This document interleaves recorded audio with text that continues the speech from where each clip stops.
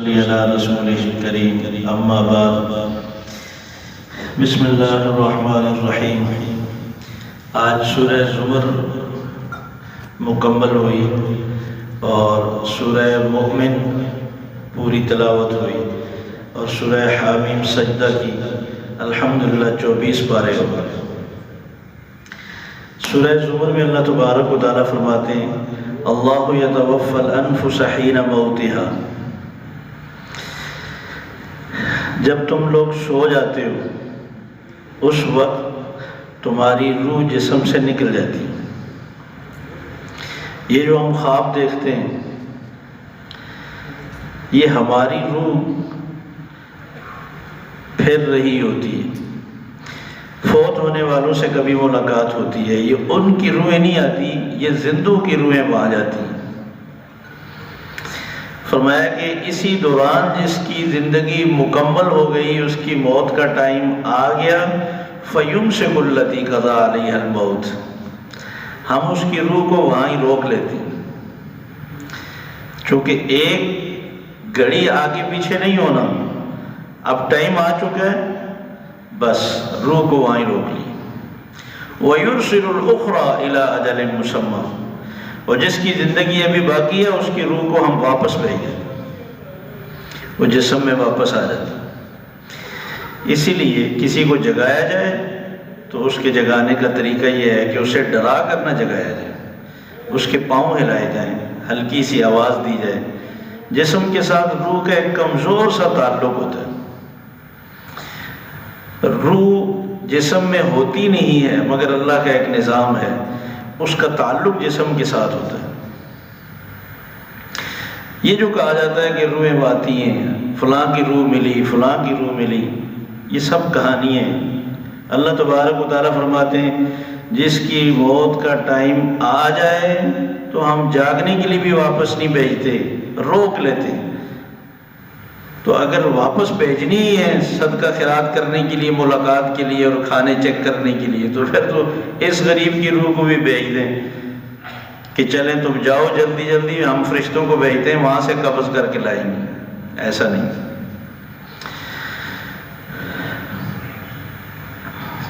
فرمایا کہ وَبَدَا لَهُم مِّنَ اللَّهِ مَا لَمْ يَكُونُوا يَحْتَسِبُونَ، اللہ تبارک و تعالیٰ کے ہاں زندگی کے سارے اعمال ہر ایک کے ریکارڈ ہیں۔ ایسا ہو سکتا ہے کہ جس نے کیے وہ بھول گیا ہو، مگر اس اللہ کے علم میں۔ کچھ لوگوں کے ایسے ایسے اعمال کھلیں گے اللہ کے سامنے جن کا انہوں نے کبھی سوچا بھی نہیں، یا وہ ان گناہوں کو نیکیاں سمجھ کر کرتے رہے تو حیران رہ جائیں گے کہ یہ بھی گناہ ہے۔ اپنی گفتگو کو بھی چیک کرنا چاہیے کہ یہ جو میں گفتگو کرتا ہوں صبح سے شام تک، کہیں خدا نہ خواستہ یہ میرے لیے وبال تو نہیں ہے۔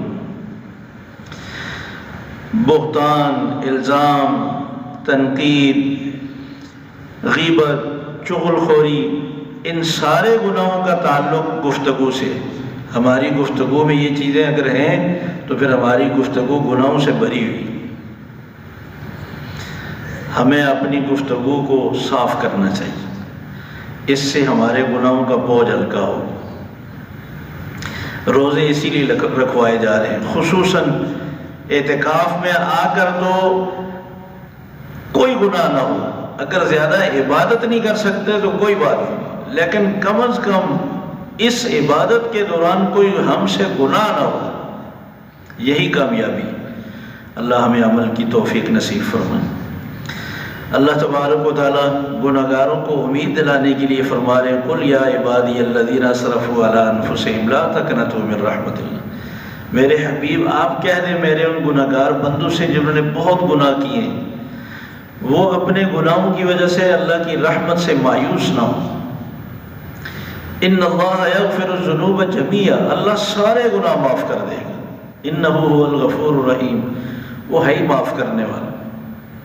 لیکن بندہ کم از کم اپنی گناہوں کو گناہ مانے تو صحیح، گناہ سمجھے تو صحیح، پھر اللہ سے معافی مانگے، اللہ معاف کرے گا۔ بعض دفعہ ایسا ہوتا ہے کہ ہم اپنے گناہ کو گناہ سمجھتے ہی نہیں۔ یہ کیسے پتہ چلے گا کہ میرا فلاں عمل گناہ ہے؟ ہم قرآن مجید پڑھیں، اس سے پتہ چلے گا۔ آپس میں ایک دوسرے سے ڈسکس کرنے سے تو ہم ایک جیسے اگر ہیں تو اس کے بھی ایسے ہی اعمال ہیں، میرے بھی ایسے ہی ہیں، کیسے پتہ چلے گا یہ گناہ؟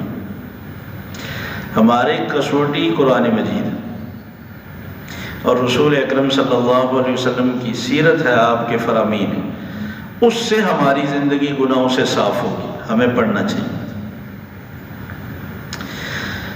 اللہ تبارک و تعالیٰ فرماتے ہیں وَاتَّبِعُوا أَحْسَنَ مَا أُنزِلَ إِلَيْكُم مِّن رَّبِّكُم، یہ جو خوبصورت ترین کلام تمہاری طرف تمہارے رب کی طرف سے اترا ہے، اس کی پیروی کرو، اس کو اپناؤ۔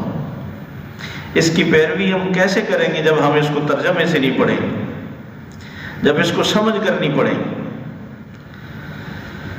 سورہ کاف کے بارے میں جو رسول اکرم صلی اللہ علیہ وسلم نے فرمایا کہ جو جمعے کے دن پڑھے گا اس کو اللہ تبارک و تعالیٰ کی طرف سے ایک ایسا نور ملے گا، دوسرے جمعے تک اس کے لیے نور تام کی خوشخبری ہے۔ یہ نور تام کیا ہے؟ اس سورت کے ایسے مضامین ہیں جو بندہ جمعے کے دن اس کی تلاوت کرے گا، وہ ان مضامین کی وجہ سے اس کو زندگی کے تمام کاموں میں ایسی روشنی نصیب ہوگی، اس کو ایسی تمیز اور فہم نصیب ہوگی کہ وہ پورا ہفتہ کم از کم گناہوں سے بچا رہے گا۔ اور پھر اگلے جمعے ان مضامین کو پھر پڑھے۔ کیسی خوبصورت مثالیں دے کر اللہ تبارک و تعالیٰ نے سمجھایا ہے۔ اگر ایک آدمی کو ترجمے کا مفہوم کا پتہ ہی نہیں ہے، اس کو کیا روشنی اور فہم اس سے ملے گی؟ یہ تمام فضائل قرآن مجید کے اور تمام وعدے یہ اس صورت میں جب ہم اللہ کے پیغام کو سمجھیں اور پھر اس کا اثر زندگی میں دیکھیں۔ دیکھیے، ہم خبر نامے میں کوئی خبر سن لیں، اخبار میں پڑھ لیں تو پورا دن بغیر ارادے کے ہمارے دماغ میں وہ بات گھومتی رہتی ہے کہ یہ چیز ہو گئی ہے۔ تو جس چیز کو ہم سمجھتے ہیں نا، اس کا خود بخود اثر پڑتا ہے۔ اور اگر عام باتوں کا اتنا اثر ہے تو اللہ کے کلام کا کتنا اثر ہوتا۔ رسول اکرم صلی اللہ علیہ وسلم کی رات کی تلاوت سننے کے لیے کفار آ کر چھپ کر سنتے تھے۔ وہ سنتے تھے کہ یہ کہتے کیا ہیں، پڑھتے کیا ہیں، مگر جو ہی کانوں میں وہ آواز پڑتی تو ساری رات کھڑے رہتے تھے۔ اتنا اثر ہوتا تھا کہ ان کے پاؤں جم جاتے تھے۔ یہ قرآن مجید خود کھینچتا ہے۔ اللہ ہمیں شوق اور جذبہ نصیب فرمائے۔ اللہ تبارک و تعالیٰ نے اپنا تعارف بھی بتایا اور اپنا غلبہ بھی بتایا۔ فرمایا اللہ خالق کل شیء، کائنات کے ذرے ذرے کا خالق بنانے والا اللہ ہے، اس میں اللہ کے ساتھ کوئی شریک نہیں۔ اور دوسری بات بتائی وَهُوَ عَلَى كُلِّ شَيْءٍ وَكِيلٌ، اور اس کائنات کا تمام نظام چلانے والا بھی اکیلا اللہ ہے، اس میں بھی اس کے ساتھ کوئی شریک نہیں۔ یہ اسی کی مرضی، اسی کے اختیارات ہیں، اور سب فیصلے یدبر الامر من السماء الى الارض، آسمانوں سے زمین تک سب تدبیریں اور فیصلے کرنے والا وہ رب ہے۔ فرمایا کہ وسیق الذین کفروا الی جہنم زمرا، کفار کو جب ہانک کر جیسے جانوروں کو ہانک کر لاتے ہیں اور ڈنڈے مار کے لے جایا جاتا ہے، ایسے ان کو جہنم تک لے جایا جائے، اور وہ جو جہنم کے دروغے ہیں وہ انہیں روکیں گے، رک جاؤ۔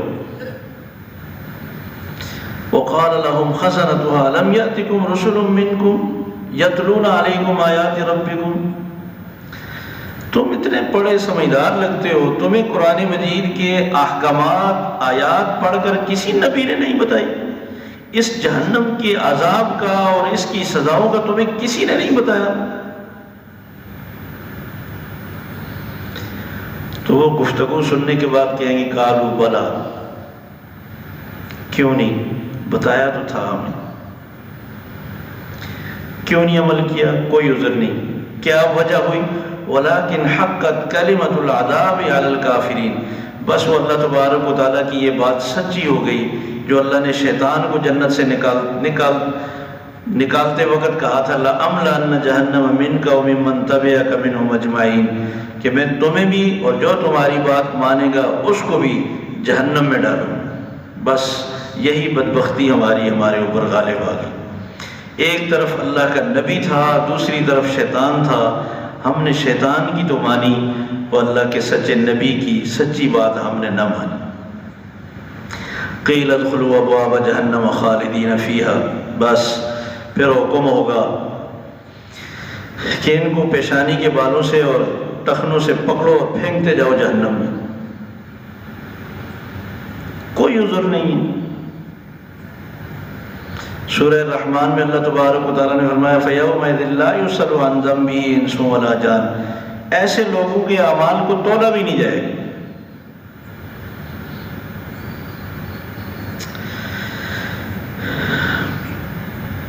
اور اس کے مقابلے میں جو انبیاء علیہم السلام کا پیغام سن کر اس پر ایمان لائے، اللہ کو مانا، اللہ کی کتاب پر ایمان لائے، اللہ کے احکامات پر عمل کیا، فرمایا کہ ان کو جنت کی طرف لے جایا جائے گا۔ جنت میں داخل ہونے سے پہلے وہ دروغے بھی ان کو سلام کریں گے، سلام علیکم طبتم فادخلوها خالدین، تم پر سلام۔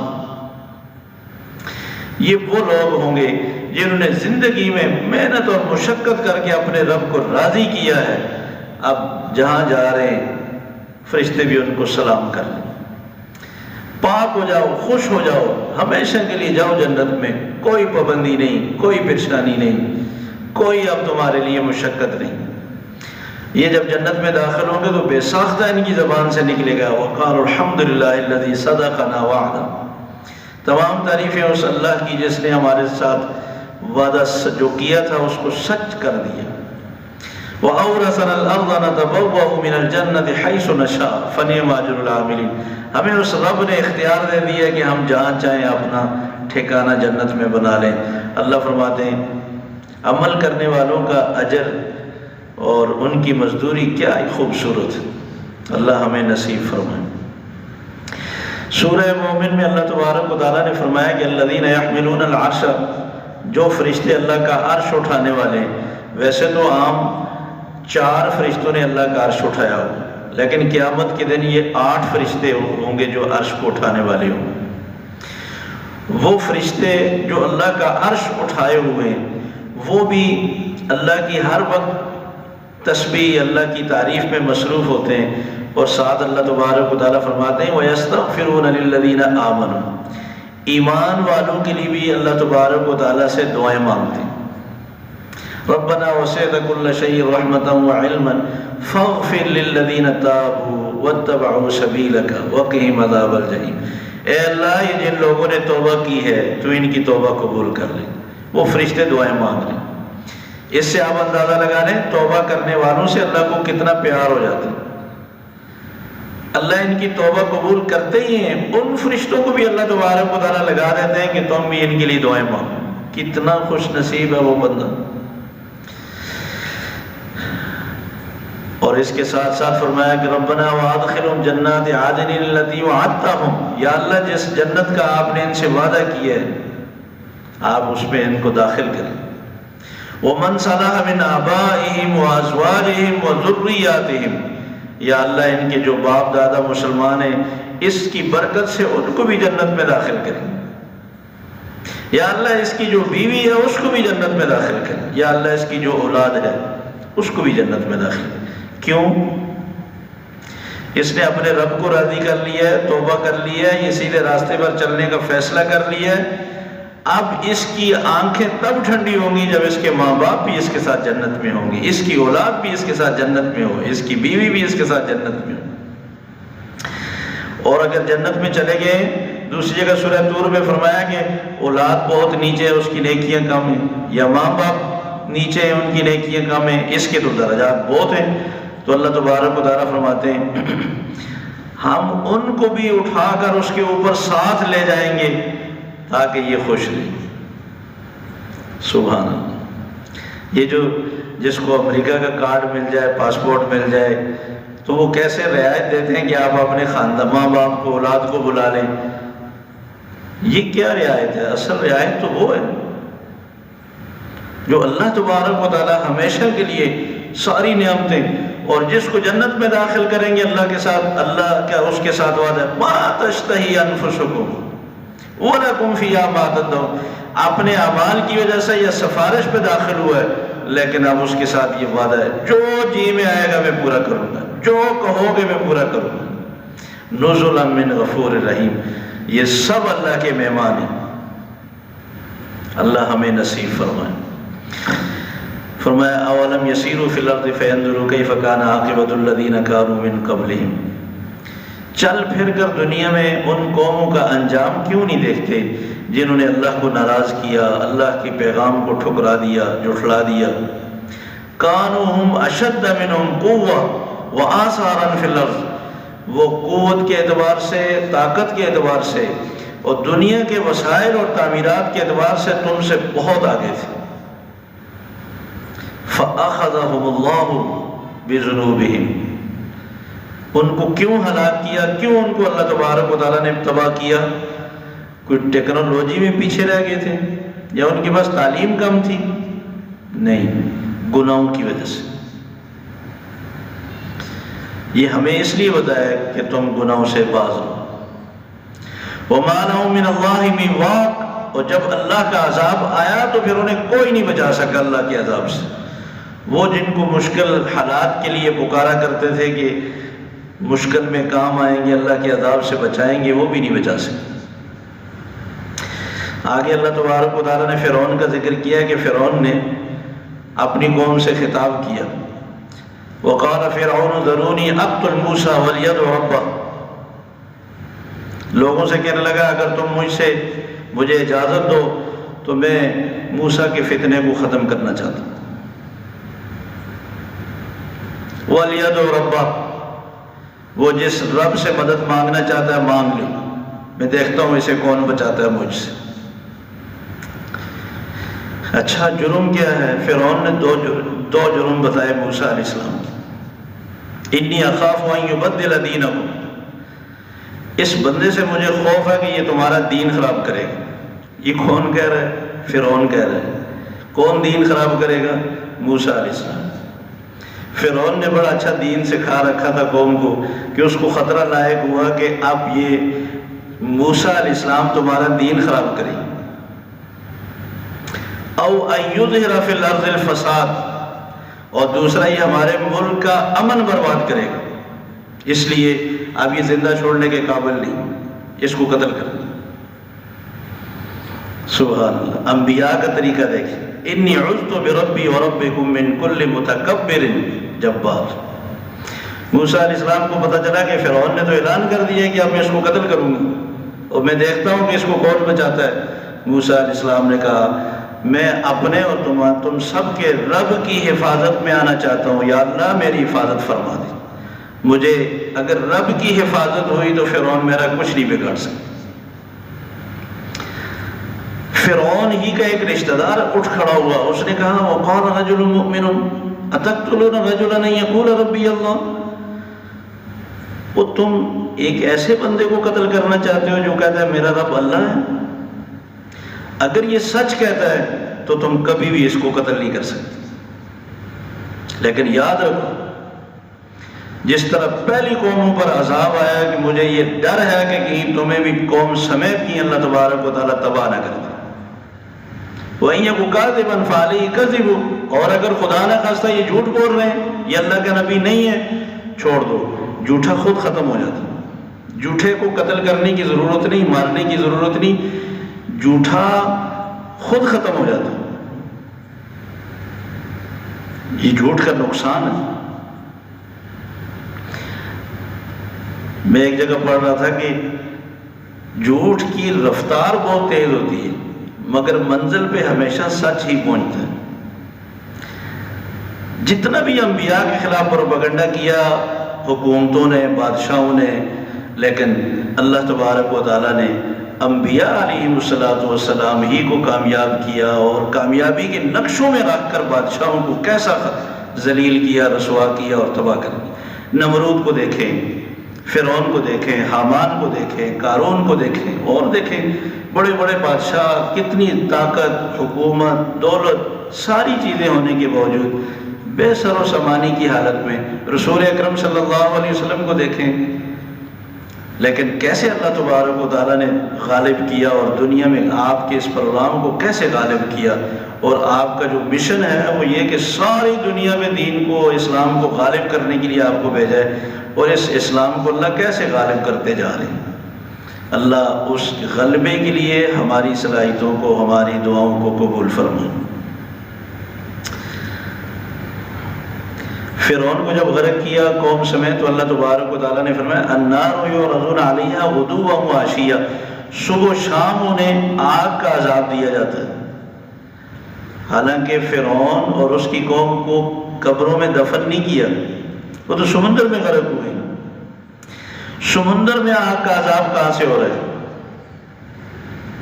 وہ تو سارے سمندر میں غرق ہوئے۔ یہ اللہ کی قدرت۔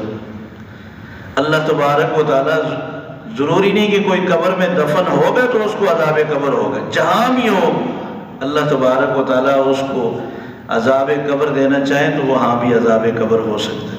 فرمایا کہ وَيَوْمَ تَقُومُ السَّاعَةُ أَدْخِلُوا نَارَ جَهَنَّمَ، اور جب قیامت قائم ہوگی تو پھر ان کو جہنم میں ڈالا جائے گا۔ اللہ نے وعدہ کیا اِنَّا لَنَنْصُرُ رُسُلَنَا وَالَّذِينَ آمَنُوا فِي الْحَيَاةِ الدُّنْيَا وَيَوْمَ يَقُومُ الْأَشْهَادُ، ہم سارے نبیوں کی وعدہ ہمارا کہ ہم مدد کریں گے، اور ان پر ایمان لانے والوں کی بھی ہمیشہ مدد کریں گے دنیا میں، اور آخرت میں بھی اللہ تبارک و تعالیٰ فرماتے ہیں ان کو رسوا نہیں کریں گے۔ اللہ ہمیں کامل ایمان نصیب فرمائے۔ فرمایا کہ جب بھی انبیاء اپنی قوموں کے پاس تشریف لائے، انبیاء نے اپنی دعوت پیش کی، لیکن لوگوں کے پاس جو علم تھا، جو معلومات تھی، وہ اس پر ہی اترانے لگے، اپنے علم پر ڈٹ گئے، اپنی معلومات پر ڈٹ کے نبی کے علم کا انکار کیا۔ رسول اکرم صلی اللہ علیہ وسلم کی تعلیمات، قرآن مجید کی تعلیمات، اس وقت بھی لوگ اس کو علم سمجھتے ہی نہیں، حالانکہ سب سے اعلیٰ، اونچا، بلند و بالا علم تو یہ ہے۔ علم اس روشنی کو کہتے ہیں جو انسان کو عمل پر مجبور کرتے، جس سے اللہ کی معرفت اور پہچان حاصل ہو۔ اتنا علم حاصل کرنے کے بعد بھی اگر اللہ کی معرفت حاصل نہ ہو، دین کا پتہ نہ ہو، وہ فن تو ہے، وہ علم نہیں، معلومات تو ہے لیکن وہ روشنی نہیں۔ پھر سورہ سجدہ میں اللہ تبارک و تعالیٰ نے فرمایا تم اس اللہ کا انکار کرتے ہو جس اللہ نے زمین کو 2 دن میں بنایا، اور سارے خزانے اس میں 2 دن میں پیدا کیے، اور پھر 2 دن میں سارے آسمان بنائے، تو ساری کائنات کو اللہ نے 6 دن میں بنایا۔ فرمایا کہ قیامت کے دن جتنے بندے اللہ کی بارگاہ میں پیش ہوں گے، ان کو اللہ تبارک و تعالیٰ جب حساب لیں گے نا، ان کی آنکھیں بات کریں گی کہ ہم سے کیا چیز غلط دیکھی، کان بولیں گے، ان کے ہاتھ بولیں گے، پاؤں بولیں گے۔ لکھا ہوتا ہے کیمرے کی آنکھ آپ کو دیکھ رہی ہے تو آدمی کتنا محتاط ہو جاتا ہے۔ اب تو ایسا ہو گیا کہ اگر کوئی نہ مانے تو اس کو مووی دکھاتے ہیں کہ بیٹھو یہ آپ دیکھو، یہ چل پھیر رہے ہو، یہ دیکھو، یہ تم ہو نا، تو بندہ مجبور ہو جاتا ہے۔ اسی طرح پوری زندگی کی ہماری ریکارڈنگ تیار ہو رہی ہے۔ اللہ تبارک و تعالیٰ قیامت کے دن ہمیں دکھائیں گے، یہ دیکھو، یہ تمہارے جسم کا پورا حصہ، ہر حصہ خود بول رہا ہے۔ زبان بند ہوگی، زبان کو جب کھولیں گے تو فرمایا کہ یہ لڑ پڑے گا اپنے جسم سے، وہ میرے خلاف کیوں بولے ہو؟ تو یہی اعضاء اس کو کہیں گے انطقنا اللہ الذی انطق کل شیء، ہمیں اس اللہ کی طرف سے بولنے کا حکم ہے، ہم کیسے نہ بولتے۔ اللہ تبارک و تعالیٰ نے فرمایا کہ تم نے اپنے گناہوں کو لوگوں سے تو چھپایا، لیکن تم نے اپنے جسم کے اعضاء سے کبھی نہیں چھپایا، اور تمہارا خیال تھا کہ مجھے تو کسی نے نہیں دیکھا، رب کے علم میں تو تھا۔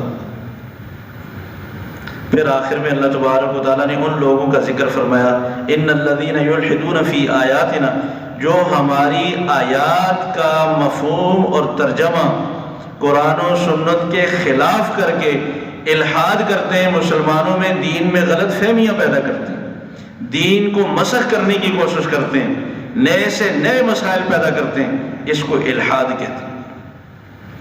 فرمایا اللہ سب کو دیکھ رہا ہے، جس کو جہنم میں اوندے منہ پھینکا جائے گا وہ بہتر ہے، یا جو امن کی حالت میں اللہ تبارک و تعالیٰ کی بارگاہ میں پیش ہوگا وہ بہتر ہے؟ اللہ کے مسائل، اللہ کے احکامات اور آیات میں قرآن و سنت کے خلاف تشریحات کرنے والوں کو ملحدین کہا جاتا ہے، اور اس آیت میں اللہ تبارک و تعالیٰ نے ایسے ہی لوگوں کی مذمت فرمائی۔ اللہ ہمیں قرآن و سنت کے مطابق عمل کی توفیق نصیب فرمائے۔ ربنا آتنا فی الدنیا